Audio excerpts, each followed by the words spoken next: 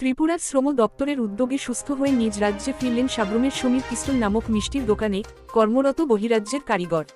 কয়েকদিন আগে কর্মরত অবস্থায় তার শরীরে গরম তেল পড়ে গুরুতরভাবে আহত হন তিনি। চিকিৎসার জন্য তাকে জিবি হাসপাতালে ভর্তি করা হয়।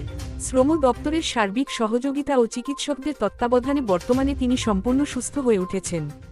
বৃহস্পতিবার শ্রমমন্ত্রী টিঙ্কু রায় জিবি হাসপাতালে গিয়ে তার সঙ্গে সাক্ষাৎ করেন এবং বাড়ি ফেরার ব্যবস্থা করেন। পরে সংবাদমাধ্যমের মুখোমুখি হয়ে মন্ত্রী আহত শ্রমিকের চিকিৎসা সংক্রান্ত বিস্তারিত তথ্য তুলে ধরেন।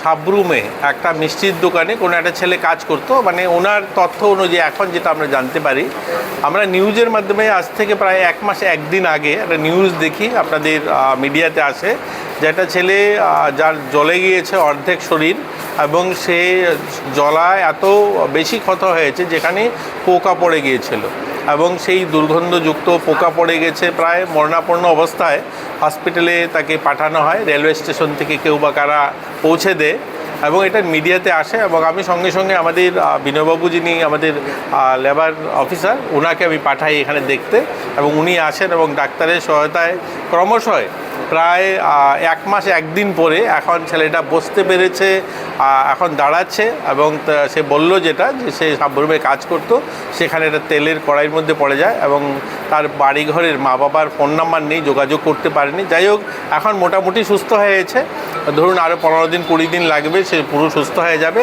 আমরা কথা বলেছি তাকে বিহার পাঠিয়ে দেব এবং সেজন্য তার বাড়িতে ফিরে যেতে পারে। এর জন্যই দেখতে এসেছি যে কতটুকু সে সারলো। আমরা এক মাস লাগাতার প্রত্যেক একদিন পরে পরে আমি খবর নিয়েছি, আমাদের বিনয়বাবু এসছেন, তার যত ধরনের যা যা ঔষধ থেকে যত ধরনের তার খাবার যা যা দরকার হয়েছে সমস্ত কিছু আমরা প্রোভাইড করেছি এবং আজ তাকে দেখে ভালো লাগছে যে আজ দাঁড়িয়ে কথা বলতে পারছে।